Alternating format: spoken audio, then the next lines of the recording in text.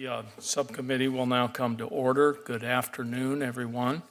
I'm pleased to convene this hearing of the Appropriations Subcommittee on Financial Services and General Government on the request for and oversight of federal information technology investments. First, I want to welcome my ranking member, Senator Mike Johans, and I think we will have other colleagues joining us as we move through these proceedings.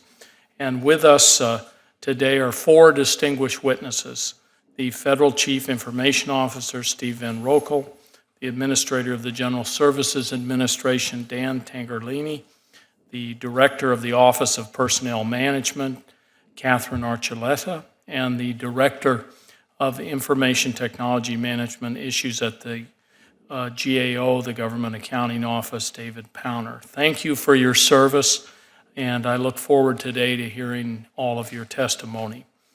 With the agencies here today that all play a government-wide role, I want to mention that this week is Public Service Recognition Week.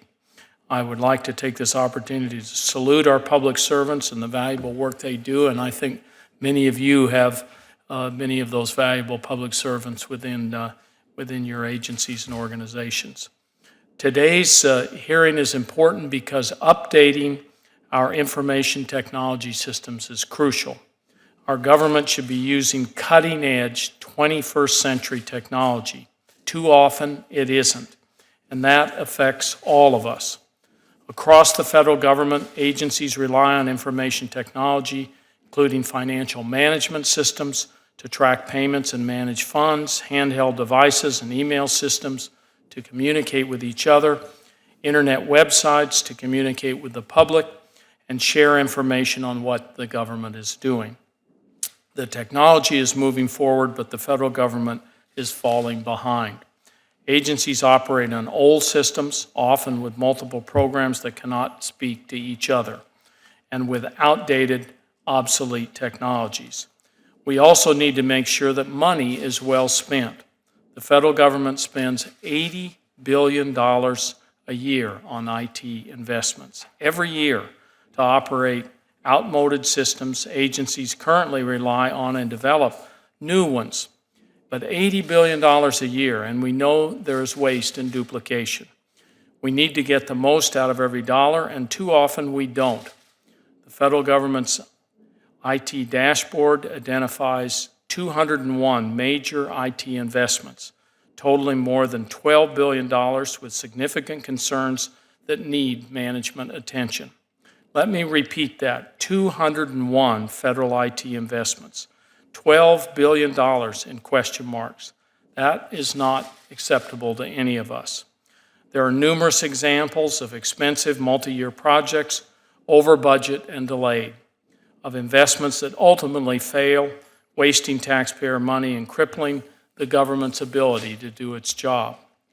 At a time of tight budgets, we cannot afford to waste funds. We should not be paying more and getting less.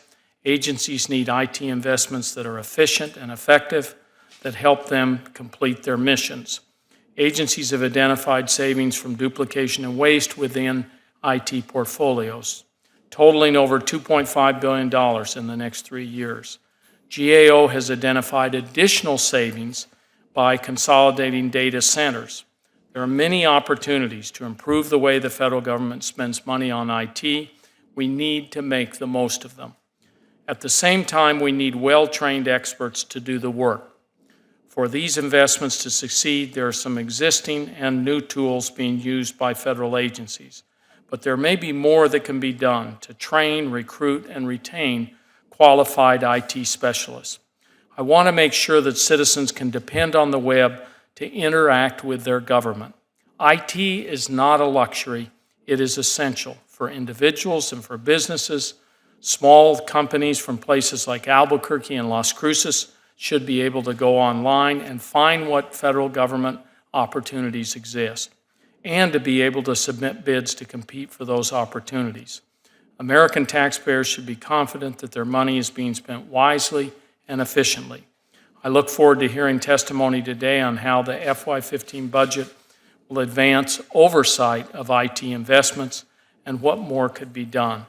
I'm hopeful that this hearing will help to guide the subcommittee's efforts as we evaluate the President's budget request and craft our appropriations bill. I'm also pleased to be working with my subcommittee colleagues, Ranking Member Johans and Senator Moran, on bipartisan legislation to empower federal agency chief information officers to drive more effective IT investments with more flexibility, transparency, and accountability. And so with that, I'd turn to my ranking member, Senator Johans, for any remarks he would like to make. Let me begin with a question here. You know, GSA and OPM have either moved, and this is indicated in the testimony, moved or are moving to IT management, an IT management model that includes a more robust role for their agency CIOs.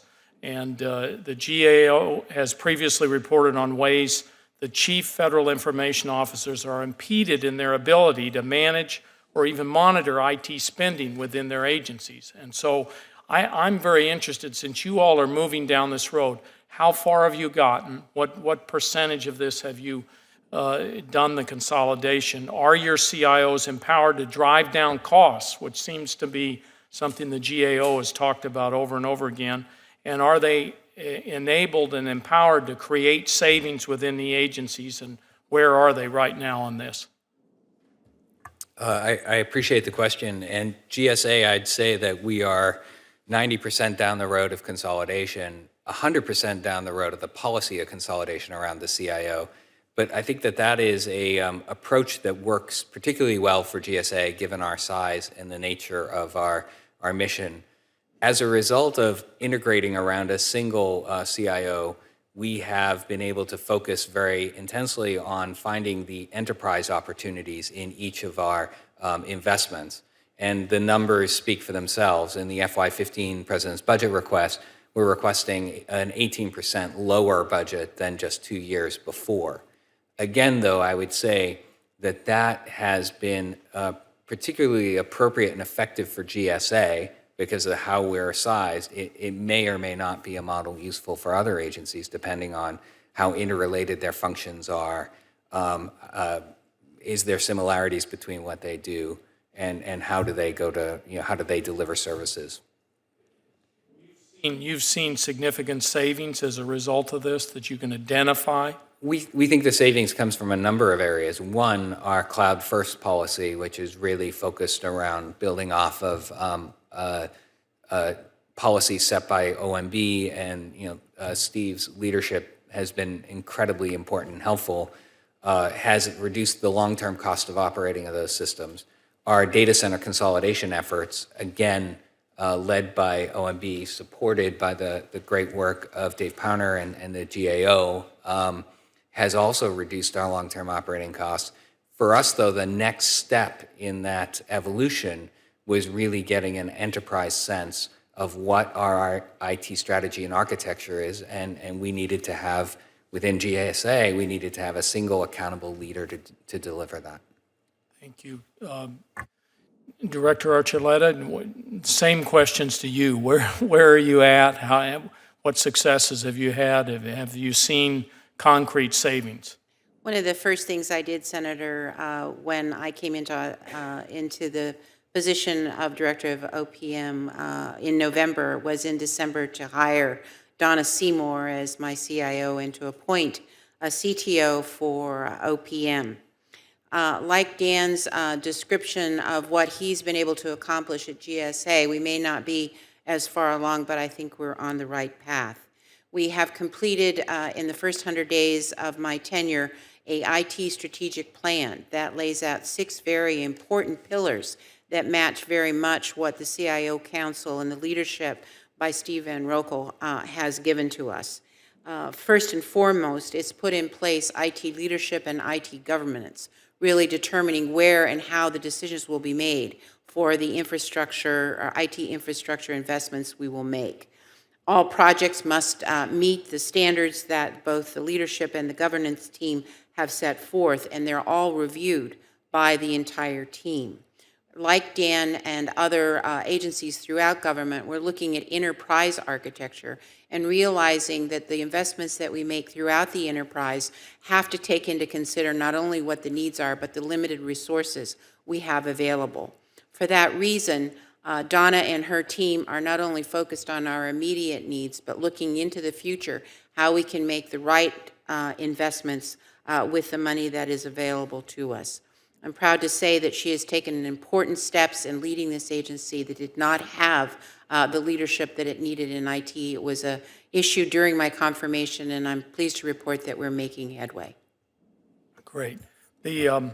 Powner, do you believe this concept of giving CIOs additional authority over their agency IT spending would improve oversight and achieve savings? And do you see, do you have any response to what the two witnesses have laid out here? I think clearly the CIO authority is a big issue in the federal government. We saw, Steve and I have talked about this even with the commodity IT. Many CIOs don't have authority over all the commodity IT or the business and administrative systems.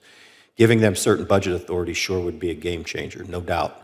That would clearly help. It probably would help attract a completely different type of CIO to the federal government too. So clearly budget authorities would help, but we also too see certain agencies that have been very successful without budget authorities by establishing the right governance processes and the organization that Dan was referring to, that where we do see some appropriate governance in pockets in the government. I think IRS was mentioned earlier. They were the poster child for years, but this committee did a lot with spend plan reviews. You got the right people in there, they got the right governance. They turned it around. They're one of the better IT shops in the government today. Chairwoman Mikulski, thank you very much. I think that's an excellent suggestion with working with our subcommittee chairs to try to get that information. I couldn't echo more what she said in terms of the vets. I mean, this is something that's completely bipartisan up here. We had an excellent meeting. We brought them into appropriation. She was chairing the hearing. We said, what do you need to do it? I think we gave them some dollars, but I don't think it's proceeding in the way that's getting the job done. So I mean, that's something you could really help us with, Mr. Van Roekel. Senator Moran. Thank you, Senator Moran. Mr. Van Roekel, in 2011, OMB issued a memo outlining that CIOs, and this is a quote from the memo, should drive down costs and improve service for commodity IT. Yet few federal CIOs seem to have the authority over commodity IT purchases, including their agencies. And you heard the testimony earlier. I was kind of laying the groundwork for the question I'm asking you here.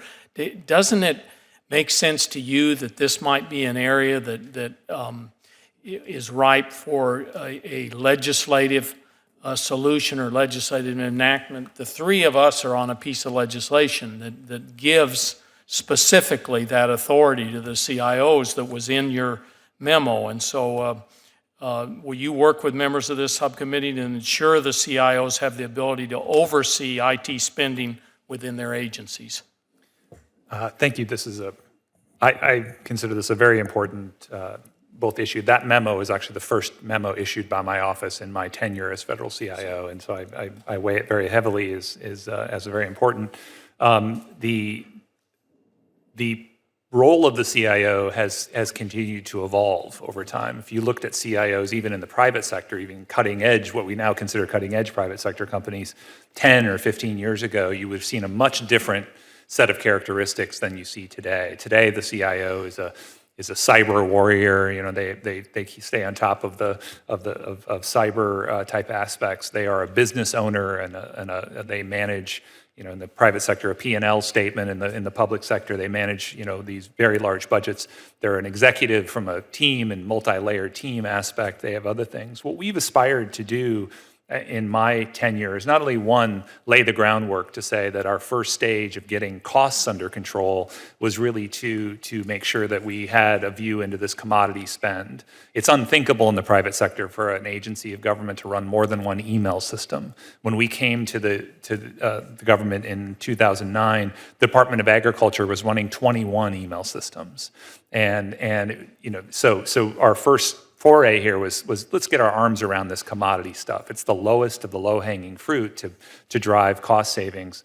Department of Agriculture, I'm happy to report now, as Mr. Powner said, they're one of the great reporting agencies, is running one email system. It's cloud-based. They've got one way of buying mobile devices. They have one way of buying computers across that very large enterprise and have done a great job driving this stuff forward. So as we evolve, as we take this journey through really moving from kind of discretionary to strategic, I think the role of the CIO will continue to evolve, and I think there is room for policy and discussions around what that role entails. What I'd caution is that role, I truly believe, is going to continue to evolve, and will be set up in a way that we should have fruitful discussions and talk about what that looks like for now and into the future for success. Mr. Powner, could you comment on that, specifically on this, the authority of the CIO, and do you believe it would be helpful to identify specifically that they have the authority to make commodity IT purchases and those kinds of things throughout the agency?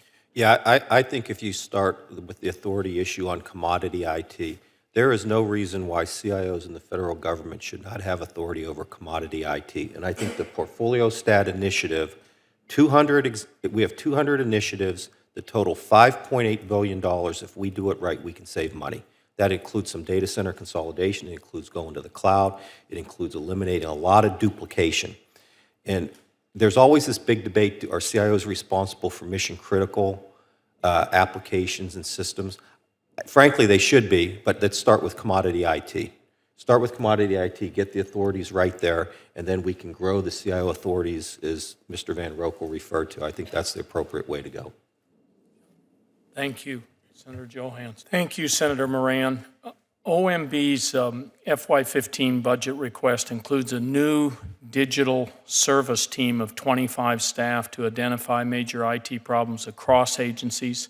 GSA's new 18F team will include talented private and nonprofit sector technology experts to help resolve IT issues at the agencies. And I want to ask Mr. Van Rokel and Mr. Tangerlini, can you explain how these teams will work together to prevent major IT system failures and improve citizen services?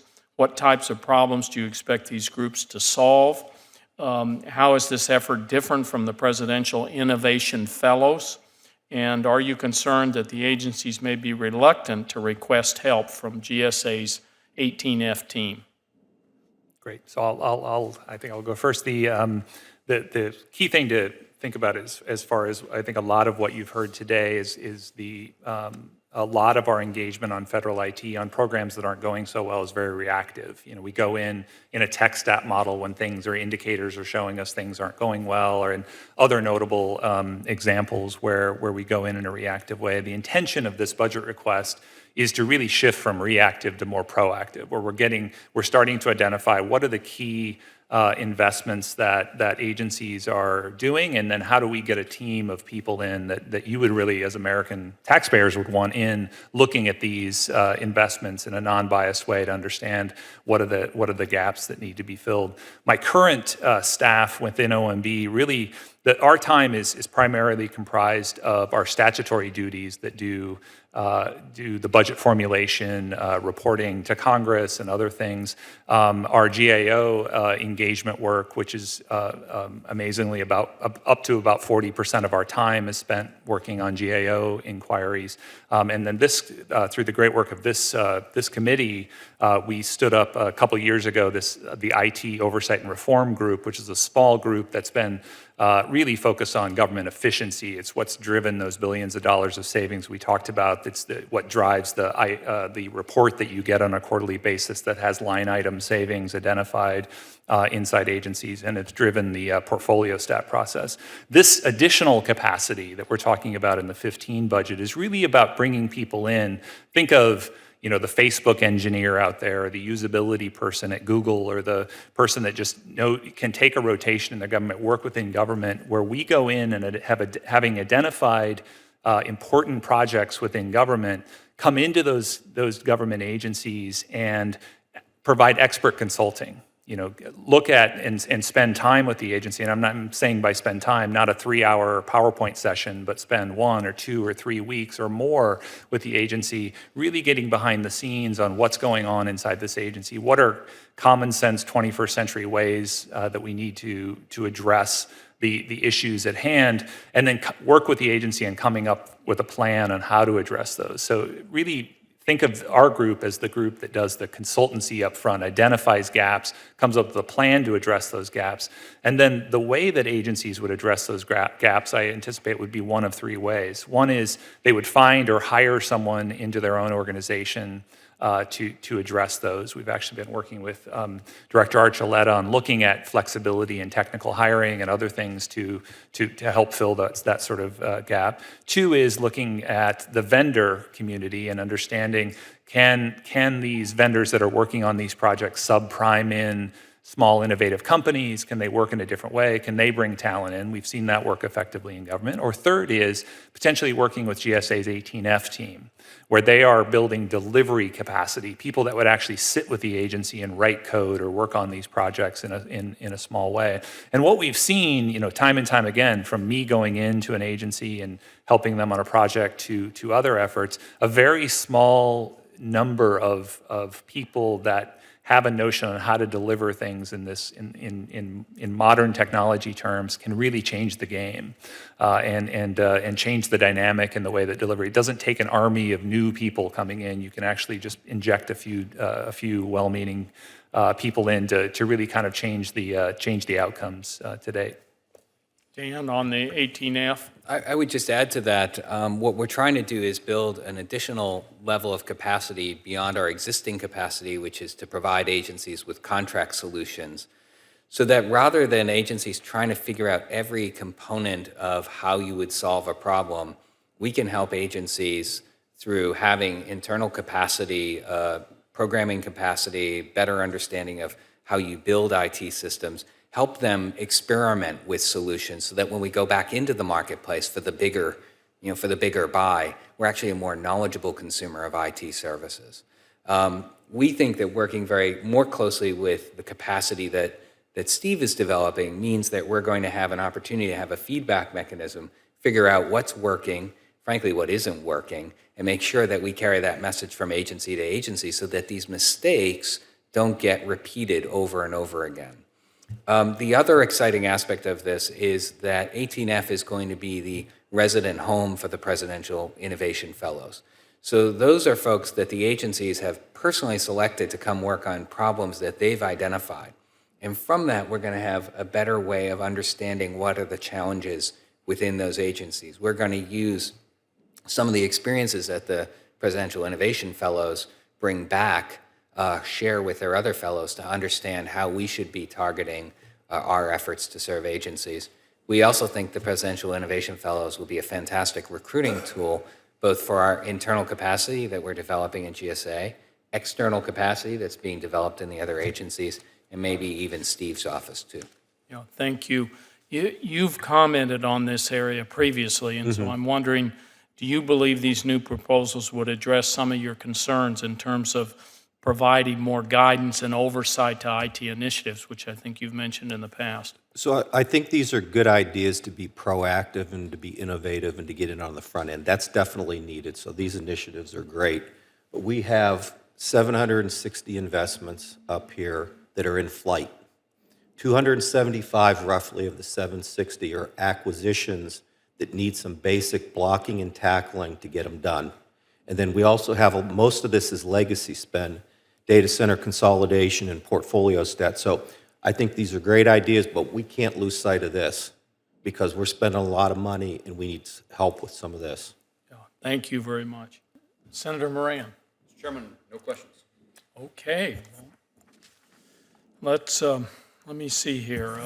First of all, let me thank all of you for participating and being here today. You can see there's a real passion up here for the work that you do and saving real dollars and focusing on this. So we really appreciate the top officials and experts in IT here and your ideas for improvement. I think you gave us some very good suggestions. Today's discussion, I think, has been very helpful, and it will be instructive as we move forward. The hearing record will remain open until next Wednesday, May the 14th at noon, for subcommittee members to submit statements and questions to be submitted to the witnesses for the record. The subcommittee is hereby adjourned. Thank you.